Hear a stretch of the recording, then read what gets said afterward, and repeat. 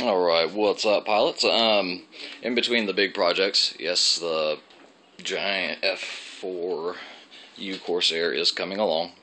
Kind of been on hold for a little while on that one. I've been trying to catch up on some other little things. Had to do a little bit of repairing on the Texan, and we're working on the Mustang a little bit too. But I had some problems with the Focke-Wulf that I got from FlyZone. The vertical was had a pretty good warp in it, and one of the ailerons was installed, had about an 1/8 inch lift on the outboard side of the aileron on the wings. So, and it was, I mean, they really put those things in there good. So the only way to really fix it would have been pretty much tearing up some stuff. So, you know, brand new out of the box, I'm just not going to go for that. So I sent that one back to them. They were going to take a look at it, and I just asked them to go ahead and send me out this Cessna 350 Corvallis instead. It's in the same class, the Select Scale by FlyZone, Hobbico, whatever you want to call it, Great Plains now. They all are one. But this is the Cessna 350 Corvallis. It's one of, I believe, only 3 RC models that is actually registered and backed by Cessna aircraft. I worked for Cessna for many years, and I've seen this plane up close and personal, and this is a very, very scale replica of this plane. First of all, this is a 57-inch wingspan. It runs on a, it calls for a 3S 1800 milliamp 20C. I flew her on my first flight was on a 3S 2200, I believe 30C. Lipo, flew great. I mean, straight after takeoff and through the whole flight, didn't have to even touch one trim on it. I mean, putting it together out of the box and it was ready to go.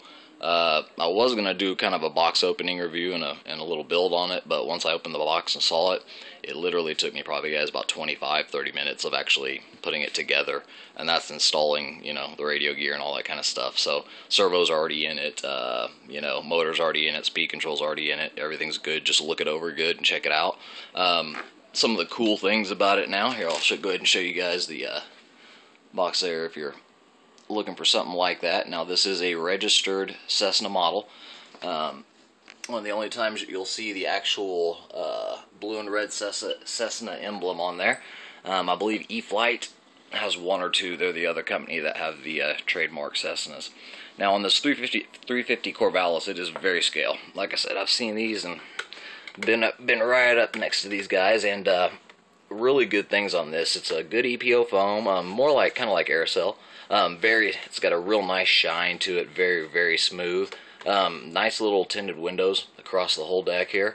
If you look inside here, past my orange receiver there, you'll see it does have full seats, covered seats actually. I don't know if you'll be able to see the dash. It does have an instrument gauge dash in there.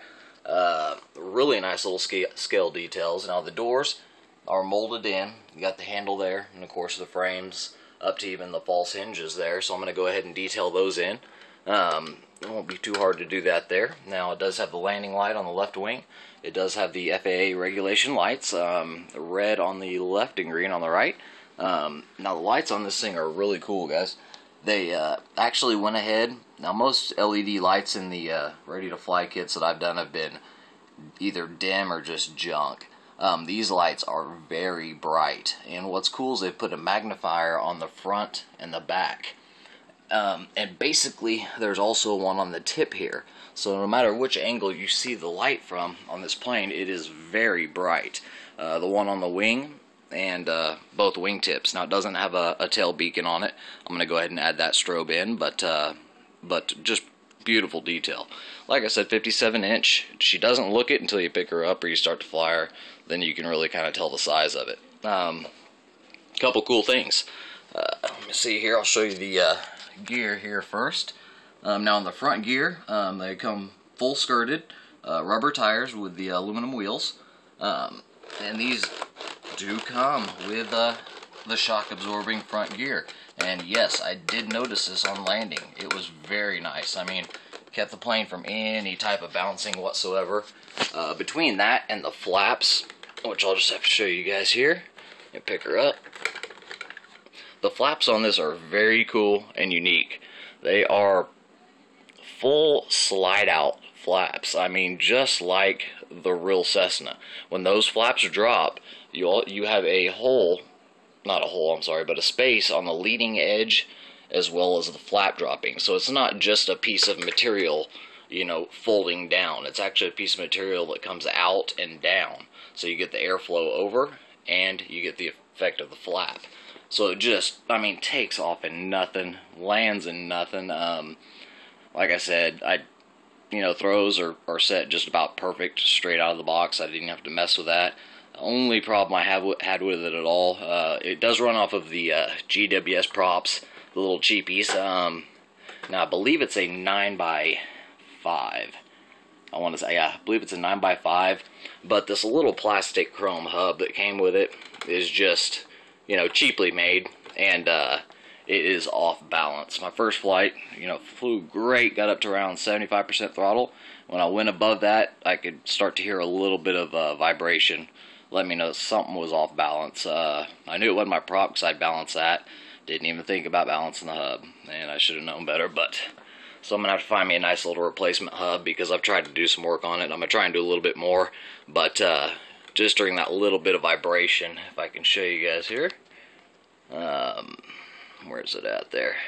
Right in here. We got some cracks in it just from that. So I'm not going to take any chances with this hub setup. I'm going to go ahead and remove that, and also probably look at putting on a different prop besides these GWS props. They have a good tendency to flex a lot in flight. Not really a good thing. So now as far as the hatch, it is underneath here. If I can get it with one set of hands here. There we go. Alright. Hatch pops off right there. Okay. Inside here you have your motor. Does not state what size of motor it is. It's definitely below 480. I'm not exactly sure, but it's more than enough for this plane. It's not a speed demon. This is just a scale flyer. You know, you can pull off loops and rolls all day long, and it does have some good speed, but you know, not anything meant for speed. Now, inside here is where your 3-cell 1800 goes, or 2200 in my case is what I'm running. Switch that over to an EC3 connection. Comes with the Hobbico 30 amp speed control already put in, already ready to go for you. Just check your wires and your rotation on the motor there. But I love this whole setup up front, and it's just really easy at the field to get to and to change and to you know, basically do whatever you need to do. Lots of room inside also if you wanted to add additional lights or gear or anything like that. This would actually be a great first-person FPV setup. Nice long 57-inch wingspan, thin wing, flaps. Those flaps, like I said, make it float. Build time was nothing. It was basically a 2-part wing that mounts together through a little bracket system, pulls straight up into the fuselage with your basic twin pins, and you know, fit your gear in there, and then butt it up in there, screw it on, and the landing gear for the rear just go in right behind it, and which I kind of like. They're separate from the actual wing itself, so they can be removed separately. And they go in right behind it, and everything screws down nice and tight. 2 bolts in the wing, and let's see, it was 1, 2, 3, 4 in the rear landing gear. So good strong setup. She landed just, I mean, it would be hard to land this thing badly. So I'm real happy with her for the price. Much better than the Focke-Wulf. That one just did not seem the quality that this one is. So I've also got some flight videos of the first flight. I wasn't able to take her above about 75%, like I said, due to the wobble in the nose cone, giving me an off balance up in the front, which you could hear pretty good. So I cut both flights pretty short and brought her in. Other than that, with a 2200, I think I could keep her up a long time with a little bit of throttle management. Flaps work great. I mean, she can just crawl by on this big wingspan with those flaps down. So really happy with that. Hardly had to put any elevator input in for when I dropped the flaps. Some down elevator, just barely put any in. I don't even think you really need any. But really happy with her. So in between the big projects, big old Corsair there, and I've got several planes I need to get together, a few jets. I saw this and was like, I can throw that together in no time, and sure enough, about 25 minutes. So this is a good little plane. I mean, you could really, you could train somebody on this. You know, you could get a beginner on this. It's a very easy to fly plane, and the flaps just add to the scale of the plane. I mean, those are great actual, you know, functioning flaps that, and you know, I've got lots of planes with flaps, but functioning flaps that actually separate and drop from the wing. Nice scale feature. So hope you guys enjoy the review here, and I will have the flight videos coming up soon. And as soon as I get that prop hub changed, I will get a full speed flight up for you guys, because this thing can get up and go. You'll be surprised on that little battery and little motor there. So stay tuned, guys. I'll be getting some more videos coming your way, and sorry for the break. I've been out for a while, but we'll try and get them coming. Thanks.